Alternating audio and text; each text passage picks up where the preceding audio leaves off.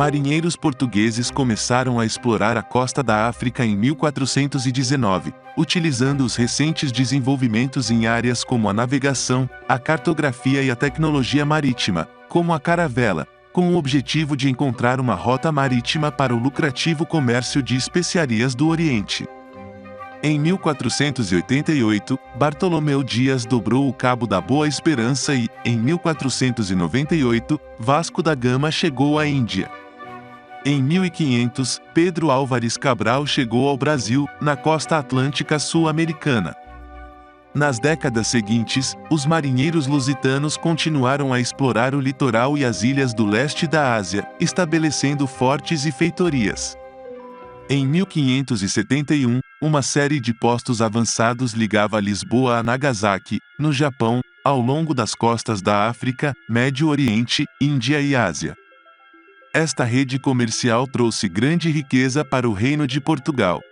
Entre 1580 e 1640, o Reino de Portugal e o Império Espanhol compartilharam os mesmos reis, em uma união pessoal das coroas dos dois países. Embora os dois impérios tenham continuado a ser administrados separadamente, as colônias portuguesas se tornaram alvo de ataques de três potências europeias rivais e hostis à Espanha, que ambicionavam os sucessos ibéricos no exterior: a Holanda, a Grã-Bretanha e a França. Com uma população menor, Portugal não foi capaz de defender eficazmente sua sobrecarregada rede de postos comerciais e o império começou a entrar em um longo e gradual processo de declínio. Perdas significativas para os holandeses na Índia Portuguesa e no sudeste da Ásia durante o século XVII trouxeram fim ao monopólio do comércio português no Oceano Índico. O Brasil, que havia se tornado a colônia mais valiosa de Portugal, tornou-se independente em 1822, como parte de uma onda de movimentos independentistas que varreu a América no início do século XIX. O Império Português então foi reduzido a suas colônias no litoral africano, que foram expandidas para o interior durante a Partilha de África, no final do século XIX, Timor-Leste e enclaves na Índia, Goa, Damão e Diu, e na China, Macau. Após a Segunda Guerra Mundial, o então líder de Portugal, Antônio Salazar, tentou manter intacto o que restava do Império Pluricontinental, num momento em que outros países europeus estavam já a iniciar a descolonização dos seus territórios. Em 1961, as tropas portuguesas em Goa foram incapazes de impedir o avanço das tropas indianas que marcharam para a colônia em número superior.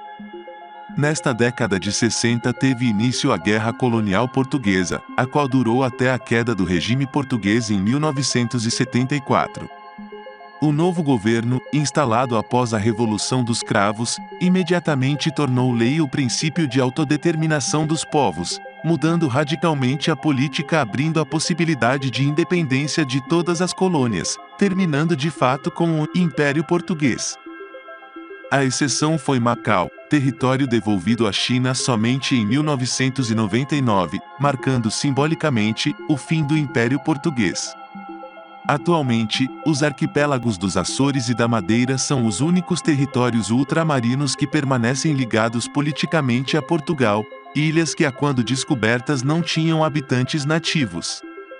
A Comunidade dos Países de Língua Portuguesa, CPLP, é uma comunidade internacional lusófona de países ligados pela contínua partilha linguístico-cultural, iniciada nos tempos de descobrimentos e império.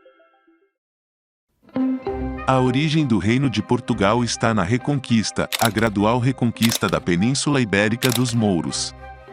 Depois de se estabelecer como um reino separado em 1139, Portugal completou a sua reconquista do território mouro ao chegar ao Algarve em 1249, mas a sua independência continuou a ser ameaçada pela vizinha Castela até a assinatura do Tratado de Ailon em 1411.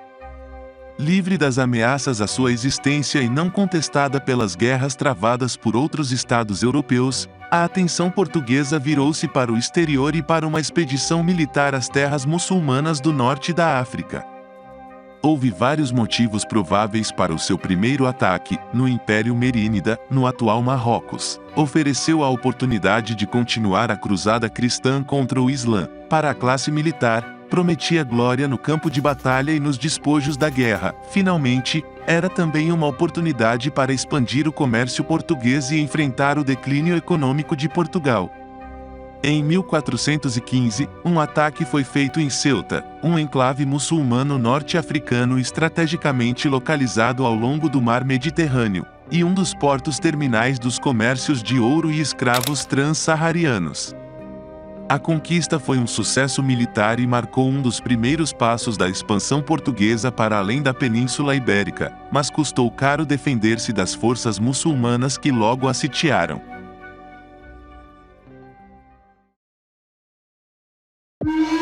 A tomada de Ceuta em 1415 e a descoberta das Ilhas da Madeira em 1418 e dos Açores em 1427, territórios de colonização e exploração agropecuária, marcam o início da expansão territorial marítima portuguesa.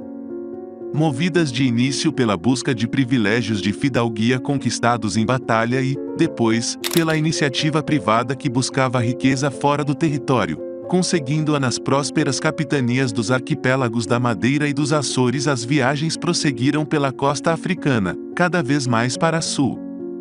Os portugueses começaram por explorar sistematicamente a costa de África a partir de 1419, com o incentivo do infante Dom Henrique e navegadores experientes servidos pelos mais avançados desenvolvimentos náuticos e cartográficos da época, aperfeiçoando a caravela.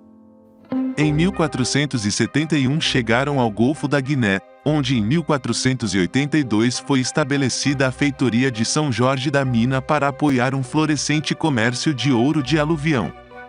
Partindo da mina, Diogo Cão estabelece o primeiro contato com o Reino do Congo. Após sucessivas viagens exploratórias para sul, em 1488 Bartolomeu Dias dobrou o Cabo da Boa Esperança, entrando pela primeira vez no Oceano Índico a partir do Atlântico. A chegada de Cristóvão Colombo à América em outubro de 1492 precipitou uma negociação entre Dom João II e os reis católicos de Castela e Aragão.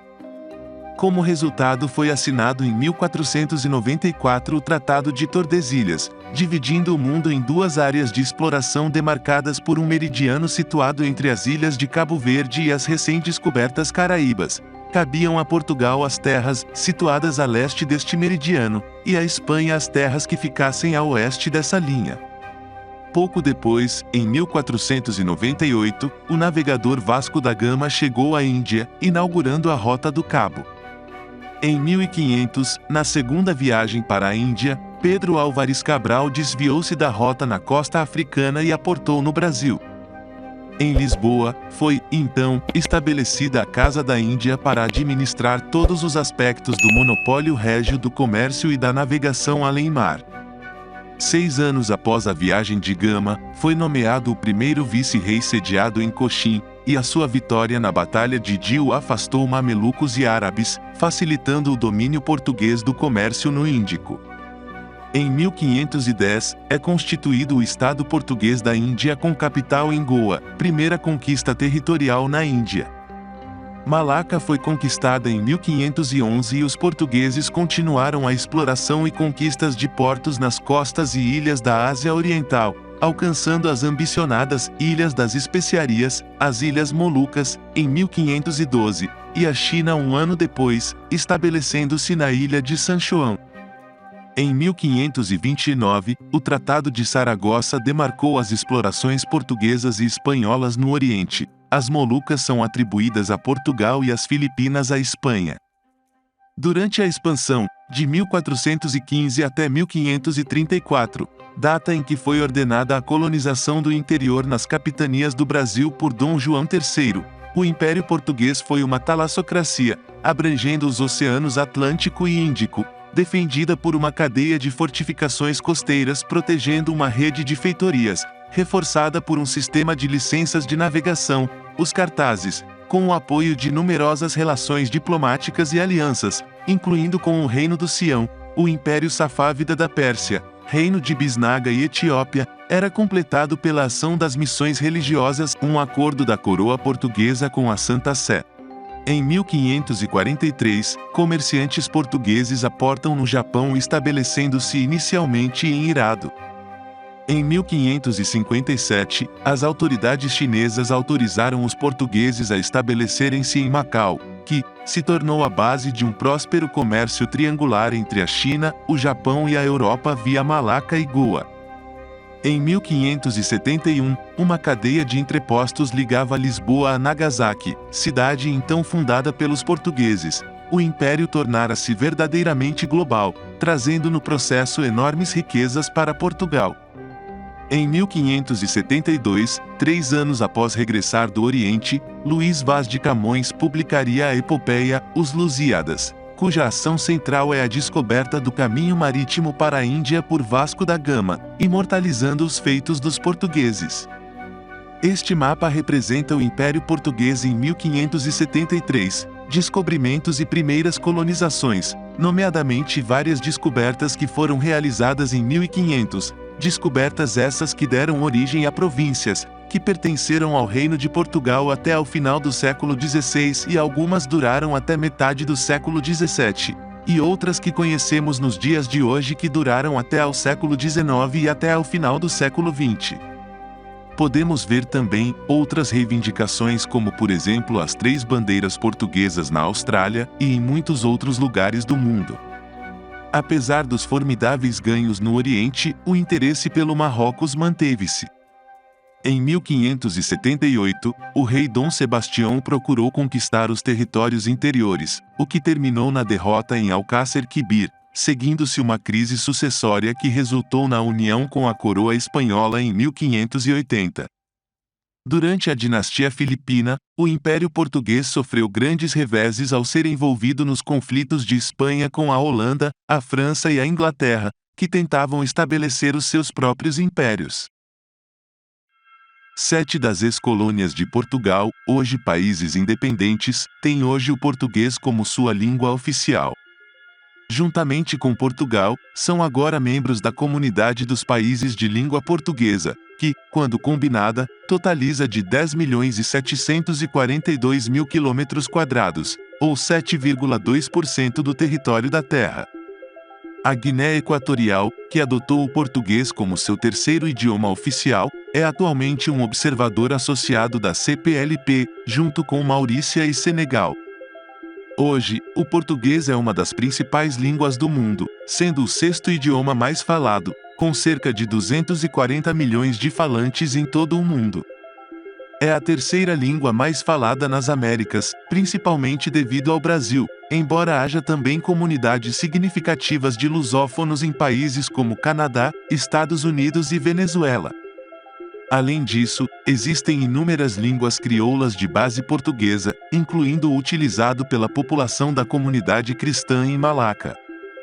É também a língua franca em muitas antigas possessões coloniais em África e a língua oficial em 8 países, sendo também a língua cooficial juntamente com o cantonês na região administrativa de Macau. Deixou a sua influência no Japão, com diversas palavras de origem portuguesa no léxico japonês. A presença em Malaca, na Malásia, deu origem à comunidade cristã. No Sri Lanka, antigo Ceilão, os chamados burghers portugueses, como muitos outros povos, mantêm vivo um dos vários crioulos de base portuguesa. Em função da sua importância internacional, Portugal e Brasil lideram um movimento para incluir o português como uma das línguas oficiais da Organização das Nações Unidas. A presença portuguesa deixou também uma vasta herança humana, gastronômica, cultural e arquitetônica em vários continentes. Um legado extraordinário, sabendo-se que o total da população portuguesa era em 1527 de apenas 1,2 milhão de habitantes. Ei, obrigado por assistir, não esqueça do seu like e inscreva-se no canal para não perder os próximos documentários. Fique com este vídeo que fala porque países vizinhos da Guiana estão de olho em suas terras. Te vejo lá.